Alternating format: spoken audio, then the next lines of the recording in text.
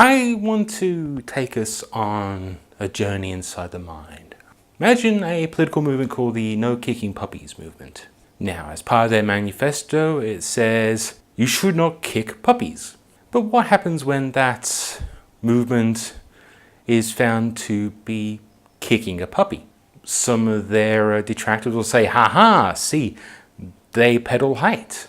But their defense will say, well, no, they're kicking only one puppy. I mean, that's perfectly acceptable. It's not like they're kicking puppies. Well, they don't encourage the kicking of multiple puppies.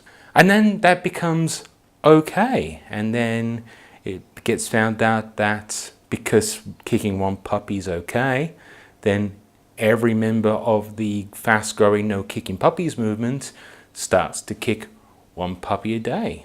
But of course, that's fine. They're not kicking multiple puppies. They're only kicking one puppy each. I mean, that's got to be at least a couple of thousand puppies. This movement is growing and growing and growing. What happens when the movement gets to about 10,000 people? That's 10,000 puppies on a daily basis they're allowed to kick. That's not that big a deal, surely. But what happens when, of course, there's only one puppy between, say, 10 different people in a small area? That's okay. It's still one puppy. You know, you've got 10 people kicking a puppy every day. And you can probably, using, logic, see where I'm going with this. The problem is, this is the kind of rationality people use when they're talking about, rationalizing hatred and terrible acts within a political movement. They go, well, let's not get our hand. The semantic issue here is this. Not multiple puppies are being kicked by the one person, and then soon you've got so many people kicking puppies. And if you haven't guessed right now, that's how white nationalists love to turn around and say socialism is what the Nazis practiced, which it wasn't. It was just literally a name to make them sound better than they were, because saying genocidal assholes is probably not going to get many votes. Be more accurate. So what really this is sort of what's called a dog whistle. Dog whistles, of course, are the trope that you can send out a signal, but only certain people are going to hear it. This is how hate language and terrible ideology gets masqueraded as normal things. And we've kind of seen where this type of stuff leads to. I'm not going to use the terrible tragedy in New Zealand to bring up a political agenda, because that's not what I want to do. It's a terrible, terrible tragedy. But we're already seeing people look at this assholes, was it 73-page manifesto littered with internet memes and going, oh no, it's a false flag. It's used to distract the media. This got nothing to do with all the terrible things that all these people that say these things actually say. Or it's the ramblings of a crazy person, Everyone on 8chan, the Chan that people were too terrible for 4chan made. No, they're perfectly innocent. It's just, Pepe isn't a racist meme, no whatsoever. And I'm going to avoid doing the hand signal that the guy did, because it's no longer okay. This is what dog whistling ultimately causes. It's terrible people trying to hide their terribleness, but project it to the rest of the terrible people. That's it. There's great YouTubers who do handle these subjects with a lot of thought and text and research, but honestly, I'll be honest, I'm hoping some people who just dismiss this kind of behavior as, it's just internet memes. I'm hoping this gets to them, and I hope they listen and just don't automatically dismiss this, because that's the biggest problem as well, isn't it? We don't want to hear that, let's use a very good example. The most popular YouTuber on the internet shares anti-Semitic memes, and he could possibly be anti-Semitic.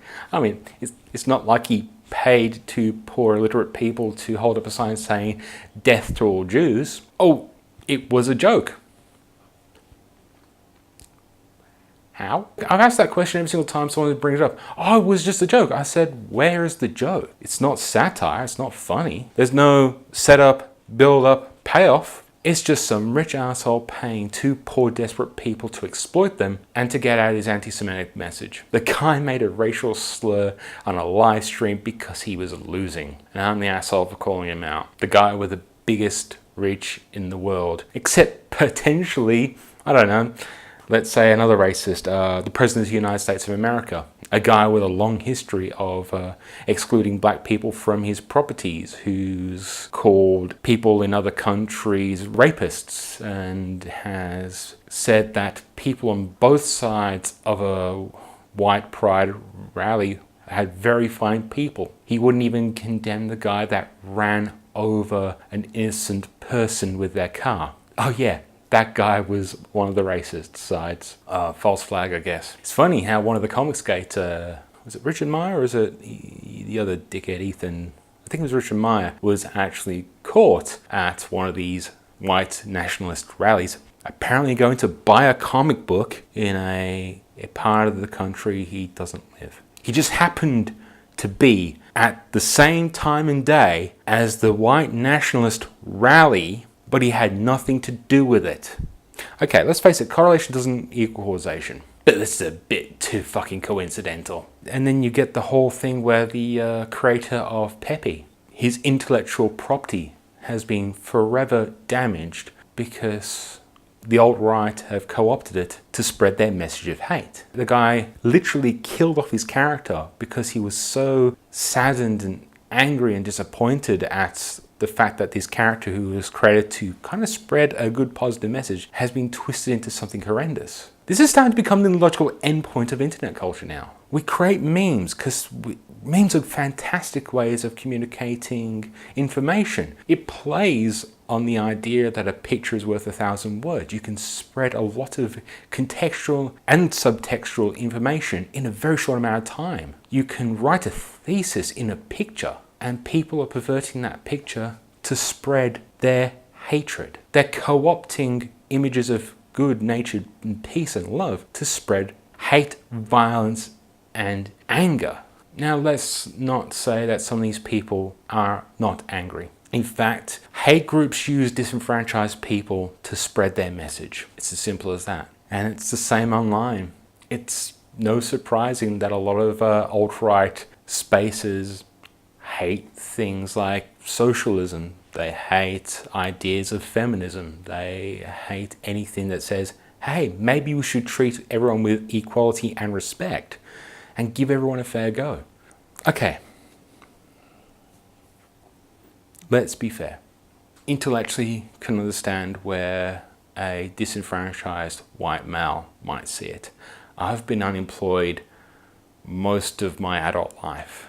I have been trying desperately hard to get further ahead in life. I want a job. I want to earn money. I also want to be creative. I want love. I want companionship. I want to have fun. I want all these things. But it's not the minorities and it's not the women who are stopping me from having these things. It typically tends to be rich white men. But of course, these same rich white men tend to tell the disenfranchised white men, or white boys if you want, no, it's not us that are not preventing you from having these things. It's the brown people who are simultaneously taking all our jobs while taking all the welfare because they don't do anything. It's the women's who say no to you because you're obviously some freaking testosterone-fueled Chad. It's not the fact that you act like shitheads to women and they're a bitch because they want to sleep you. And then you get transphobia, where it's just like, whoa, this dude in a dress had a penis, because they all fail to acknowledge them as women. And then they get pissed off when they go, well, no, we have this science to back up that we have gender dysphoria.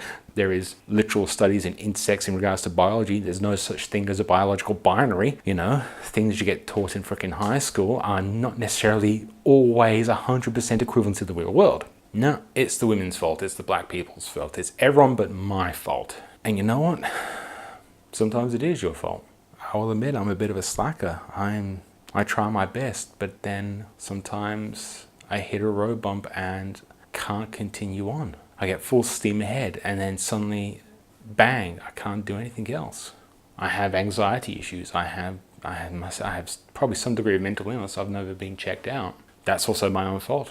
I'm also afraid to go and look into help because, well, what happens if I am got something wrong with me? And I'm rattling like a tin can every bloody day because I'm taking so many pills. That frightens the shit out of me. Never mind the fact that I'm poor enough that the idea of actually paying for medication on a fucking weekly basis frightens me. This is me showing my privilege. I could probably easily get these things sorted out. I choose not to. I'm also too busy sometimes to even think about it. I'm trying to improve myself. I've done courses. I do all this type of things.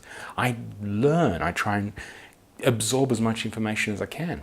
I don't reject information. I try and learn from information. And I've been proven wrong many a times, and I've even said that. I've said that I've been wrong in the past. I will be wrong in the future. Good information trumps bad information. And then you get to cognitive dissonance, where people will go, I gladly accept the science of here, but I'll refuse the science of here. Like, I'll accept climate change as a thing, but vaccinations, oh boy. I used to be a climate change denier, because some of the things I saw when I was looking into initially, I thought this sounded a bit off. And I must admit, Al Gore's documentary actually put me off. The science itself is a bit more nuanced than even he was making out to be, and I fell for some of the climate change denier rhetoric because it made more sense. And then I started looking a bit deeper into both of these things, and yeah, I found out that whilst the climate science felt a little bit too over my head initially, it seems to be corroborated. The studies and the science around it seem to actually prove that this thing is actually happening. It's not just the sun's getting hotter and therefore so is the earth. But we're also seeing the seasons are changing. There's a lot of things we see that corroborate this stuff, but people are still, putting their fingers in their ears and just blocking out all the messages. People will accept the science of one thing, but they won't accept the science of this thing. That's why, you got all these people going, there's no studies in gender diversity. They just don't want to look them up because they're there.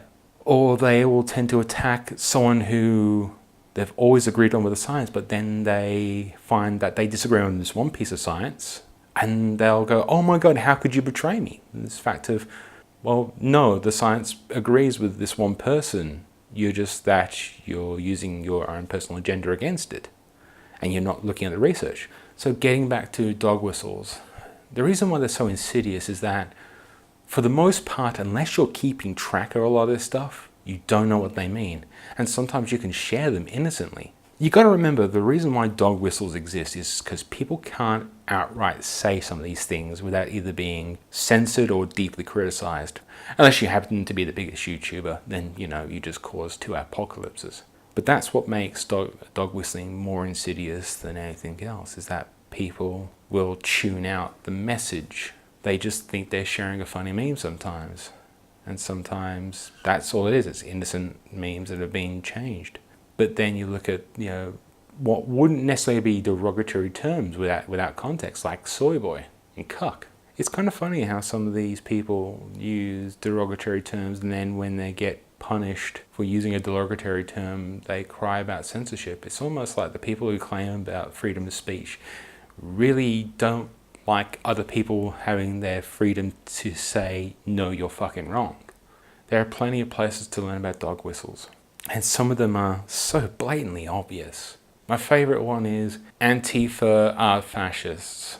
It's literally saying anti-fascism is fascism, which it isn't. It flat out isn't. The ideology of fascism is antithetical to anti-fascism. Literally, fascism is all about censorship. It's all about controlling people. It's all about making their view the only view. And anti-fascists can see right through this bullshit. If anti-fascists aren't evil, why are they not showing their faces when they protest? Well, it could possibly be because the alt-right has a history of releasing people's information into the public and doing terrible things like doxing, swatting, threatening, sending bombs, turning up to people's houses.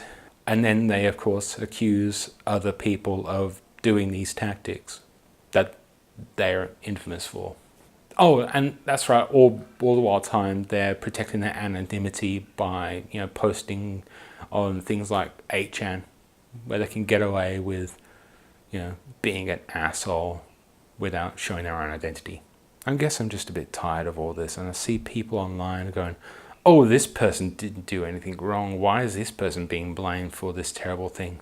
Let's give them the benefit of the doubt. Maybe the person didn't realize that they're sharing was an anti-Semite meme created by literal fascists. I find that hard to believe when that same person is constantly sharing anti-Semitic memes created by actual fascists. Like that one certain YouTuber who tends to follow some of the most terrible people on the internet, and people who, intellectualism is a four-letter word. Just be careful of what people say and do. If they're not trying to hide the intentions, they'll let you know. But be careful of those who say they're for freedom of speech when all they're doing is trying to shut people up. So until next time, do the usual thing. Hit a thumb, comment, share, hit the bell for subscribe. It feels like a downer, but this last 2 weeks has been a bit of a fucking downer. See ya.